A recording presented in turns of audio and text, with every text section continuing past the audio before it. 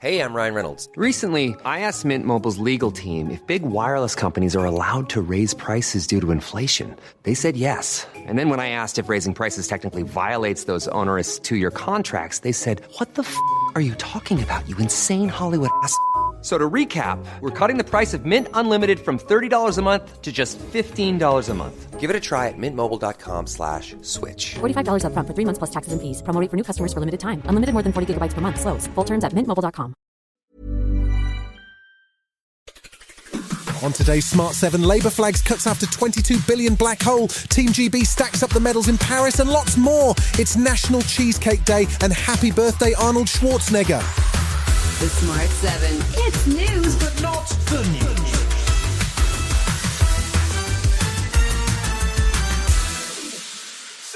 Chancellor Rachel Reeves addressed the nation on Monday as she revealed the details of a Treasury audit that's been going on since Labour got the keys to Downing Street. There really wasn't any good news, as she says there is a £22 billion black hole in the public finances. Her findings have sparked an inquiry from the Office for Budget Responsibility into the numbers that were used to underpin the Tories' spring statement. The immediate result of the shortfall was a cancellation of a number of unfunded infrastructure projects, including the proposed tunnel under Stonehenge, along with a cancellation of winter fuel payments for some 10 million pensioners.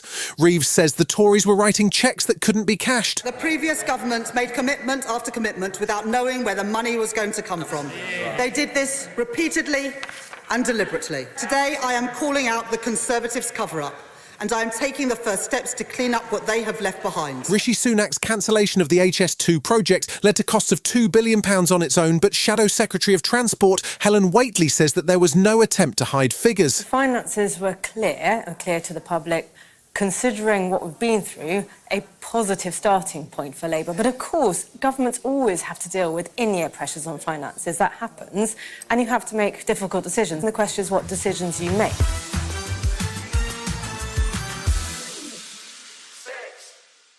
There was an horrific incident in Southport on Monday morning that saw at least 2 children killed and 6 others in a critical condition. Merseyside police have made an arrest after what is described as a frenzied knife attack at a Taylor Swift-themed dance class at a primary school in Hart Street.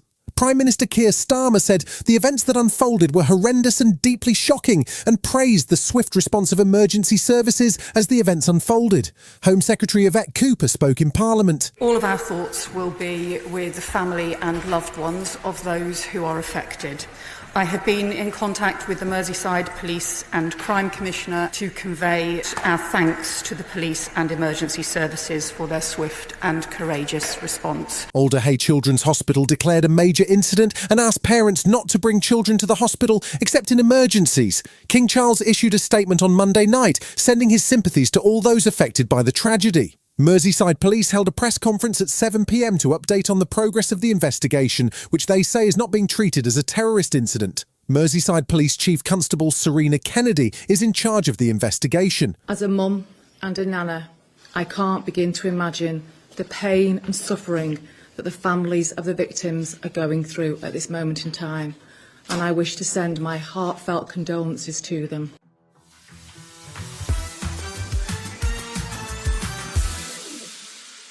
After 16 months of strikes, the new Labour government has struck a deal with the British Medical Association, which could see the strikes come to an end. The offer, which is for a 22% pay rise over 2 years, doesn't match the 35% that the unions were looking for, but it's been good enough for the BMA to agree to put it to its members. It comes as GPs have been threatening industrial action of their own, with a vote on the matter underway. New Health Secretary Wes Streeting says this is a chance to hit the reset button with the NHS. I hope that junior doctors recognise the opportunity and vote to accept this offer, not just to end industrial action, but to begin turning our NHS around. We have an enormous task ahead of us, but working together, we can be the team that takes the NHS from the worst crisis in its history, gets it back on its feet and makes it fit for the future.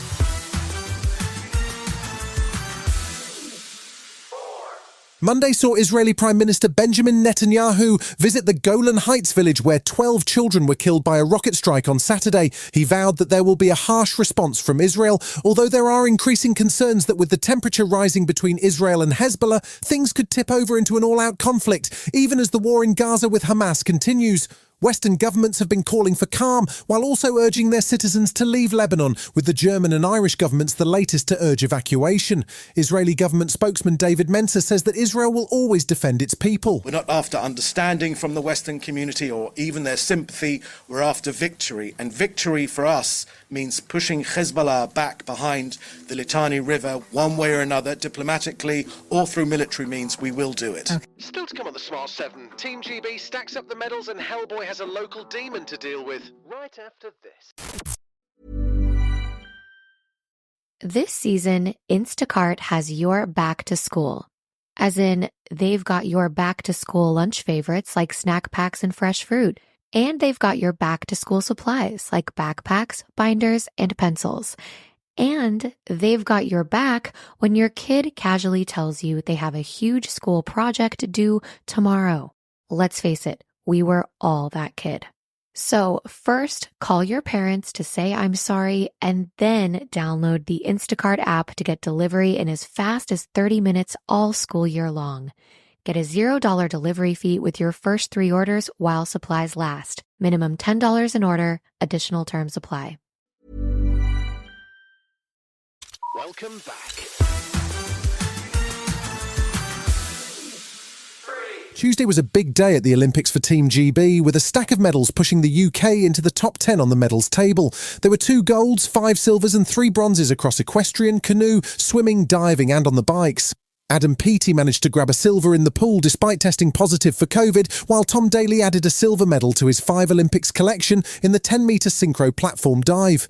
The most amazing gold came in mountain biking, where defending Olympic champion Tom Pidcock managed to overcome a puncture and a 40-second gap to the leader to win gold. He was understandably emotional as he celebrated the achievement. You know, the Olympics is so special and give everything, and that's what I had to do. I can't thank everyone enough, you know. Coming out the tour with COVID, and then, you know, everyone around me, we just trained perfectly for this, and yeah. Awkwafina has a new comedy on the way with John Cena. It's a frankly bonkers movie called Jackpot, and it's directed by Bridesmaids' Paul Feig. She's not just an actress, though, she's also a rapper and comedian, and was the first woman of Asian descent to win a leading actress Golden Globe for her role in The Farewell. She stars in the latest Kung Fu Panda movie, and she told Kelly Clarkson that doing animated roles has really improved her confidence. Your voice is something that you can't change. As a young child, I was like, hey, like I literally sounded like this when I was really little. So, and I was always kind of like insecure about it. Now doing like animated movies and stuff, like it's helped me gain an appreciation for it.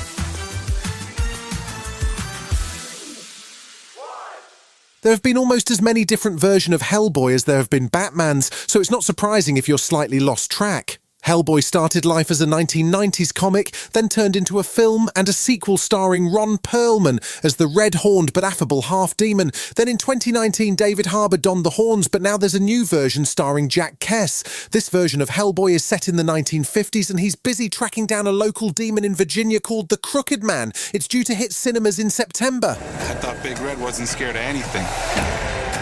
Oh, I know something you're afraid of. You hear something? Your road ends in the dark like mine. Let's just keep on coming. You've been listening to The Smart 7. We'll be back tomorrow at 7 a.m. Hit that follow button and have a great day. Give us 7 minutes and we'll give you the world.